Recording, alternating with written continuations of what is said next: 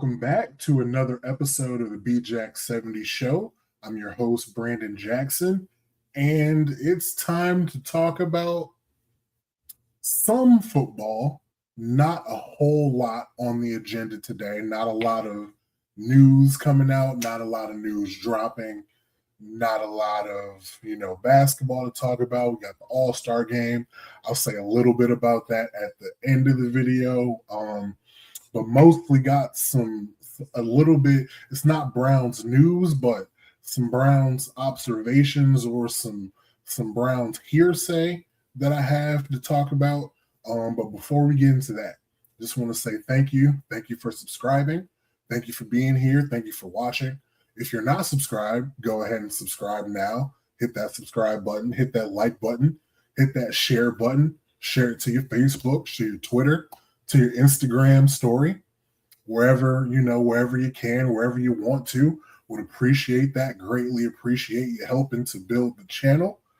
And so with that being said, let's get into a couple things that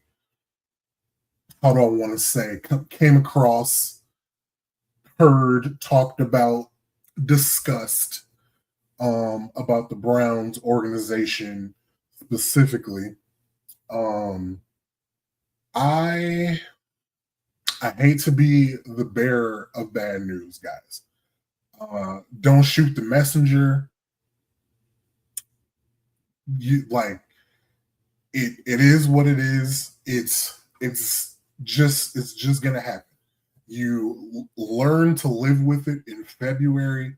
So when August and training camp gets here, when September gets here with the regular season, you won't be shocked and you won't be surprised. I don't know how it's going to play out. Deshaun Watson is going to start football games for the Cleveland Browns in 2026. And it's for more than the reason that you probably think. I know a lot of people speculated that he's going to play just because he is an option. He will be on the team. We're paying him so much money. Might as well see what happens. If he's healthy, put him out there just in case, see what happens. And while that may be true, it's a little bit more than that. And it's a little bit more than that because, again, don't shoot the messenger. Don't shoot the messenger. But reportedly, he is a great locker room guy. Somebody that, people in the building want to be around, somebody they want to talk to, somebody who has been incredibly helpful with the young quarterbacks on the roster, the ones that have come in and out of the room this past season. Really like a guy that you want to be around in the locker room. And again, I'm going to say don't shoot the messenger. But what I will say is I know what a lot of you are thinking. I know what a lot of you are feeling. And I know why you think that. I know why you feel that way. But what I am here to tell you and what I can say is true in my experience, being a football player and being in locker rooms with other football players who may or may not have publicly transgressed in certain ways. Well, you know what I mean. As somebody who knows what that's like, once you come into the building, once you step on that football field, on that turf, on that grass, you got cleats on, we got pads on. Once you are in that environment, the person that you are outside of those walls doesn't matter. And I know a lot of you know that already. A lot of you are, I know a lot of people can't fathom this, but it is true. The person that you are outside of the walls of the facility does not matter to most everybody inside the facility, especially the other football players on the team. If you're one of those 53 guys on the roster, or however many number of practice squad guys, if you're one of those people, the chances are you do not care what somebody else has done outside of that locker room. You know what's being talked about in the media, what's being said in the news, what's being said in courtrooms. That's not your business. That's not your business. Everybody is in there to do a job. They're here to win football games. And again, I know a lot of people don't want to hear that. A lot of people don't like it, but it's true and it is what it is. Recently, if you've heard about James Pierce from the Falcons getting arrested for literally attempted murder of a WNBA player, Rakea Jackson. If he doesn't go to prison, like if he's not convicted and goes to prison, he'll get suspended, but he'll be back on that field because he got double-digit sacks as a rookie. So we've seen the footage, we've seen the body cam film, we've seen the transcripts, we've seen the police report. It don't matter. He'll get suspended, he'll serve his time, and as long as he's not in active lockup, he will be on the field for the Atlanta Falcons whenever is possible, as soon as possible. It doesn't matter. It doesn't matter. And I know I'm preaching to the choir for some of you. I know some of you are like, why? But why? How is this possible? And that's something I will get into later in more detail. I'll probably do a separate video on that. But what I can tell you, is football players can compartmentalize, because if you're on a team, no matter, if you're a star player, if you're a role player, bench player, scout team guy, if you're on that team, most of the time, you can be let go at any time. So you also know you don't have any say over who else is in the locker room. Unless you are the number one on the call sheet, you're a quarterback, franchise quarterback, first round pick, second contract, we're paying you $300 million. Unless you're that guy, you don't have any say over who's in this locker room. So you're going to have to figure out how to exist with some guys you don't like. You're going to have to figure out how to work with them, how to learn with them, to watch film with them, to work out with them. You're just going to have to figure that out. Or else, if you don't want to, we'll get somebody else who will. As simple as that.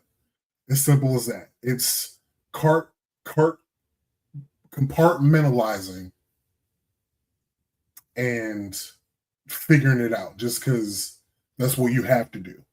It's what you have to do. So again, I will talk about that more in its own separate video. I'm going to keep saying it. Don't shoot the messenger. I'm just letting you guys know to prepare yourselves. Deshaun Watson will be playing football, real football for the Cleveland Browns in 2026. So do with that information what you will. I know there's a sizable amount of people that don't like it, that are going to be pissed off about it. You can, I'm not saying you shouldn't be mad. I'm not saying that. You can feel however you want to feel, but just know that it's happening. Yeah, so that's all I got on that. The second thing I want to talk about. I think, and I've been on the channel and I've talked about how I didn't like how the process went to hire a head coach from the outside looking in. I may have been wrong. I may have been wrong about that because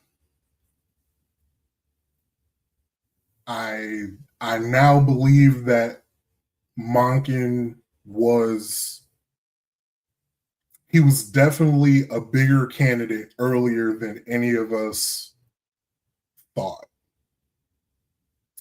So what I mean, Todd Monken was not ever a compromise between Andrew Berry and Jimmy Haslam. Like one wants Schwartz, one wants Shieldhouse or Grant Udinski. Okay, we'll settle on Todd Monken. It was not that. It was not that. Todd, I mean, like again, and you can see what I've said on the channel about Todd Monken over and over. In a vacuum, he's a very good coach, very, very good offensive mind, real football guy. That's a real football coach. Like that is a real football guy. And I've said this, and the issue that I had with the Browns coaching search is how I perceived it to be happening. And what I can say is I don't think it happened how I thought it happened. I think I went into it thinking that we would only be able to get a certain type of candidate. I thought we would only be able to get a younger guy on the come up. I didn't think any real truly experienced guys would take the Browns job seriously. And I think that did kind of come to fruition with Mike McDaniel not doing the interview, and things of that nature, never getting a Jim Harbaugh second thought or John Harbaugh second thought. So I always assumed that the person that they hired would be a first-time head coach in the NFL. I just never thought it would be a guy that is old as Todd Monken. And I obviously was proven wrong, but now I believe that Todd was one of the top candidates from the start. Believe he was always in that top group, and I believe much less that Grant Udinski and Nate Shieldhouse were true options. I was convinced. I was convinced Grant Udinski was going to be head coach. And then we never really heard anything about how his interview went with the Browns. So I kind of crossed him off the list. And then it was Shieldhouse, and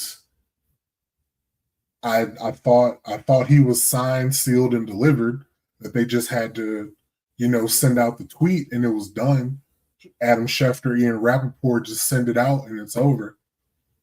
But I don't think that was ever the case.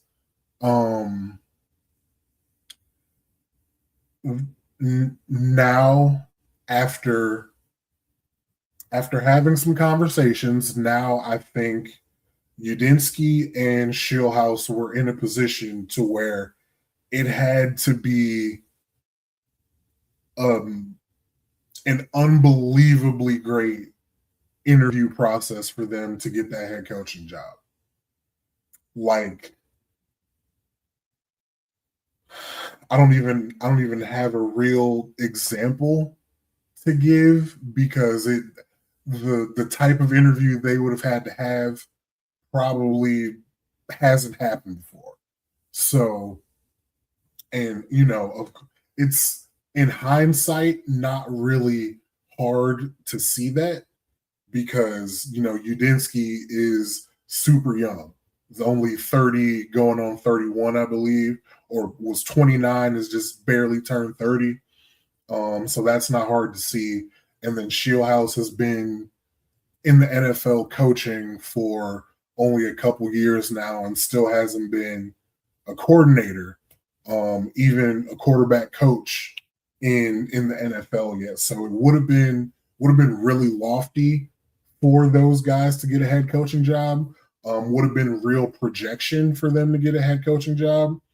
And that's what I thought was going to happen. Like, I'll put my hands up, but it now seems that they were they weren't as big of candidates as I thought they were. And Monken was always higher than anybody expected. I wasn't even thinking about him until 2 days before he was announced as head coach. I really wasn't. And maybe that's my fault for not paying attention as well. But I don't think anybody expected Tom Monken to be the head coach of the Cleveland Browns. But I will say, going forward, going into this season, I do have confidence in him. I think he's a very good coach. I do have faith that the offense will attempt to right itself as much as it can in a year. And that's going to have a lot to do with who's playing quarterback and what kind of offensive linemen they can get in and what they do at receiver. I understand that. But I think the offense is in good hands. The defense, on the other hand, just came out. I'm recording this Monday night. Earlier today, they hired a gentleman, and I don't have his name. I apologize, but coming from the Atlanta Falcons under Jeff Ulbrich, the Falcons liked him. They wanted to keep him. An up-and-coming coach, hasn't been a coordinator yet. This will be his first time being a coordinator, but from what people are saying, he really knows his football. Called him a PhD of football knowledge. So we'll see how that goes. But bringing up the defense and bringing back up Jim Schwartz to keep going on this, talking about the head coaching search, I think Jim Schwartz was, even more than I thought already, I think he was entirely out of line for how he behaved after he didn't get the job. He should have known that he was not going to get this job. It should have been, you can be upset that you weren't getting it or you weren't going to get it, but the way that he behaved, unacceptable. Unacceptable. And obviously he was never going to come back to the team after, the temper tantrum that he threw after he didn't get named head coach. But I mean, I think that's just unprofessional and unbecoming of a coach, of a defensive coordinator of his caliber. I think that was just unbecoming of somebody of his stature in the NFL, of somebody with the level of respect players and people have for him in the NFL. Um, so that's what I got. That's what I got for a little bit of Browns coverage for you. Yeah. So moving away from that, Miami Dolphins, they cut Tyreek Hill on Monday, and there's not a lot of news or surprise around that. Tyreek pretty much was always going to get cut. They weren't going to pay him. I mean, as soon as that was the first thing people were talking about, as soon as we saw him get hurt, it was either Thursday night football or Monday night football. I don't remember which one, but as soon as he got hurt, tore his leg up, broke his knee, tore his ACL, people were saying, yeah, he's cut in the offseason. He wants to come back. He's trying to come back for 2026. Who knows if he'll be back for 2026, but I believe he will play football again. And the reason I'm bringing him up here, the real intrigue of Tyreek Hill right now after getting cut from the Dolphins is I think the next team that he plays for is a team that he's already played for, and it is the Kansas City Chiefs. I think he'll be back. I think he'll be back. I think, he might him and Mahomes might link up for ACL recovery training. That might be a thing that they do together. We'll see how the money works, what they can work out. Maybe it's just a 1-year deal. Prove it. See if you still got it. See if you can get back any of the magic that they had together. Eric Bieniemy is back in Kansas City. Who knows when Patrick will be healthy, when he's going to play in 2026. But I definitely think by the time he gets back on the field, Tyreek Hill he may not be on the field, but he'll be in the building. So yeah, I wanted to talk about that for a little bit just because I thought that was interesting.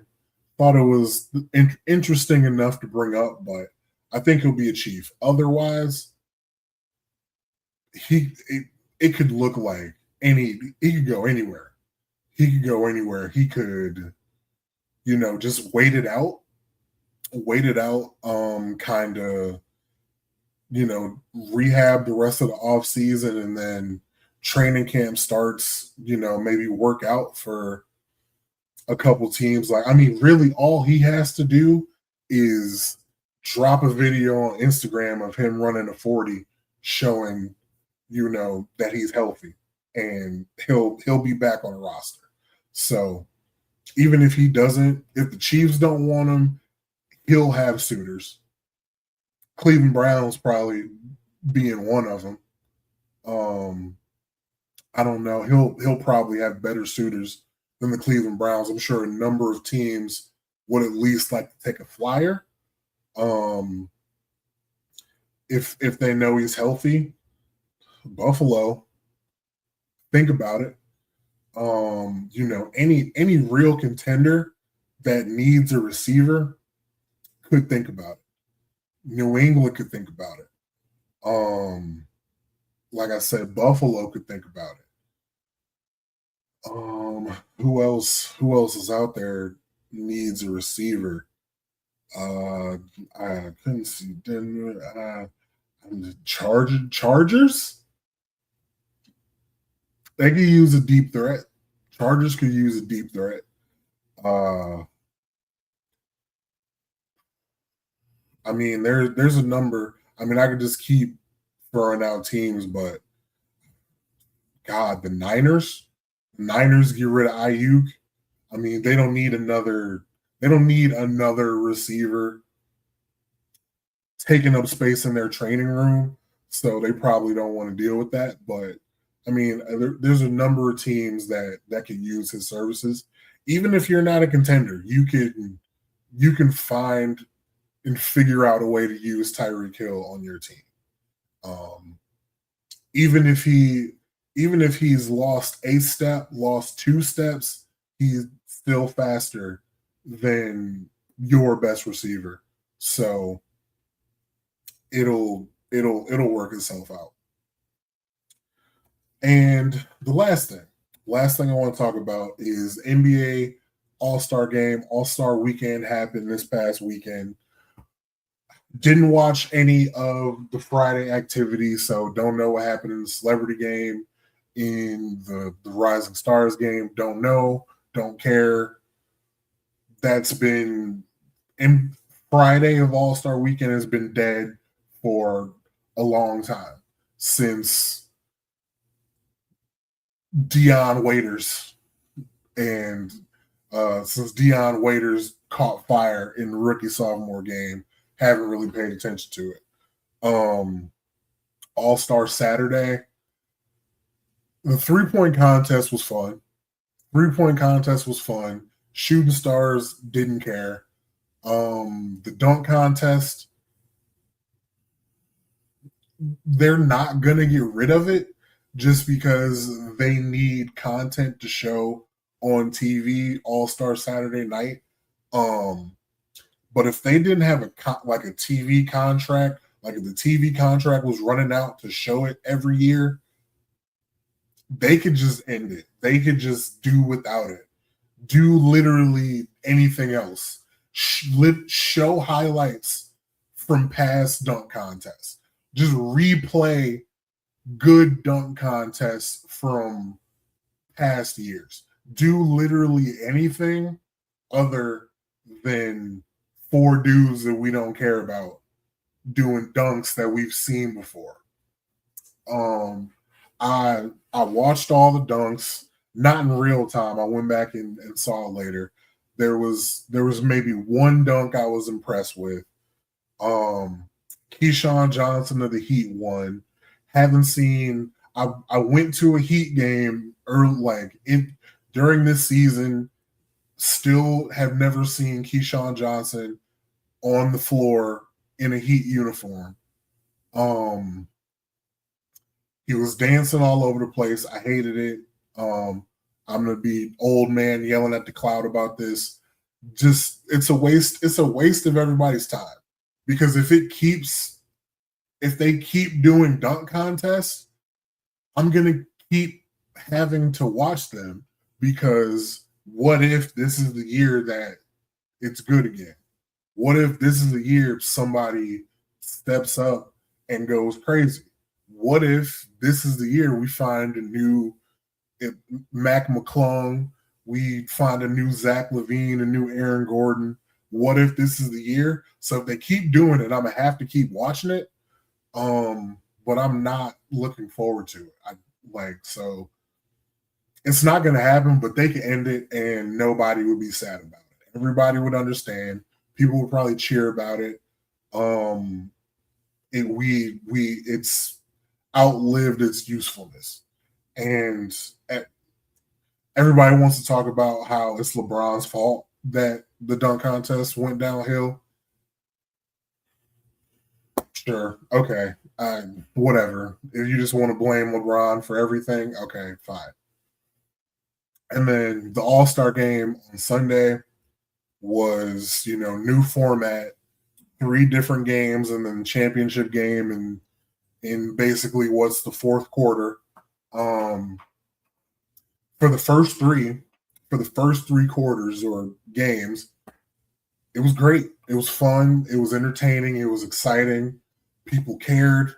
So you can you got your money's worth in those first three quarters.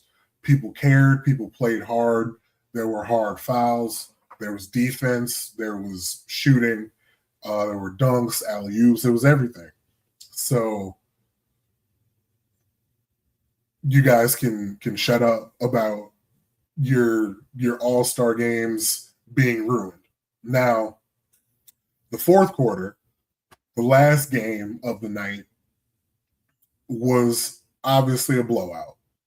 And we probably could have seen it coming when you have the oldest team of the bunch playing for three straight quarters, and a long layoff in between these quarters.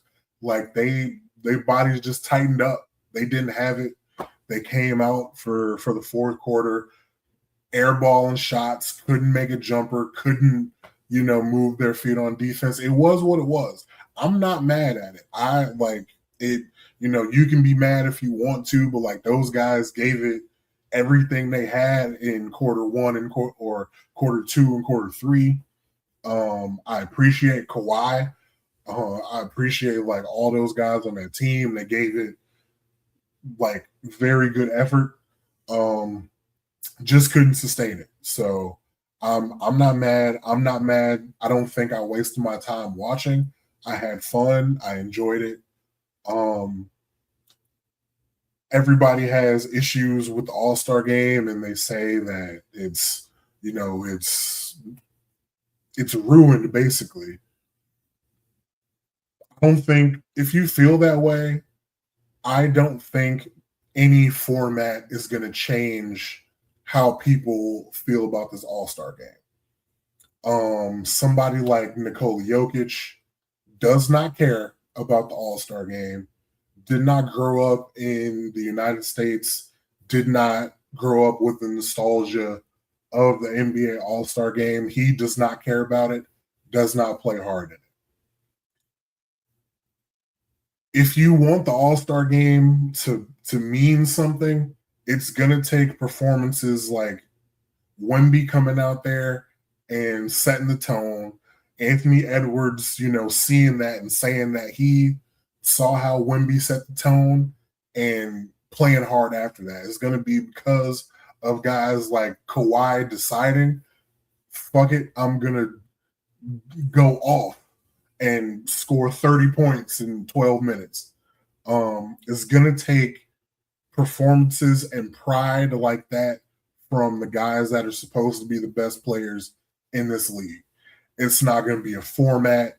It's not going to be money on the line. It's not going to be anything like that. It's going to just have to be sheer pride from one or two people going hard and the other people not wanting to get embarrassed by it. Basically, you are going to have to shame these guys into playing hard. And I don't think we are necessarily there yet. I don't think Wemby or Ant shamed anybody into playing hard on Sunday. They sure didn't shame Jokic hard, like Jokic into playing hard. But I think other guys, saw what the moment was and did what was necessary to keep the game competitive. Like these guys, when it comes down to it, don't want to lose. They don't want to lose. They don't want to get embarrassed. So they're going to save face a little bit just not to get embarrassed. And when those competitive juices kick on, they're not going to want to lose. They're going to want to do what they can to win that game. So that's no matter what the format is, no matter what's on the line, no matter who's playing, no matter what's going on. It's a matter of want to. And I'll give them credit. They wanted to on Sunday. So I'm happy about it. I had fun watching it. I felt like I got my money's worth. So I'm good with it. And that's it. That's it for today's episode. I appreciate you guys being here. Not a lot of professional sports going on. No, NBA will be off by, for the rest of this week. No more football for a long time. Combine is coming up in a couple weeks, so we're gonna start getting into a little bit of draft coverage on the channel. Um, like I said, I got a couple different topics I want to talk about as it pertains to the NFL, and we'll get into those when we get there. I want to, like I said, I want to talk about a little about the compartmentalization that football players have. Um, since Deshaun is going to play, I kind of want to go back to the 2024 film and knowing what I know happened in 2025 and how that looked. I kind of want to go back and watch 2024 with fresh eyes and see how bad it was. I don't know if that's going to be a good idea or a bad idea. So I kind of want to see that. So at some point that will also be on the channel. So look out for that one. But again, since you're here, thank you for watching. Thank you for subscribing. Thank you for sharing. Thanks, for supporting the channel. So that being said, until later this week, we'll we'll talk about something on Friday. I'll give you something. I'll give you something good on Friday. So until then, I'll see you.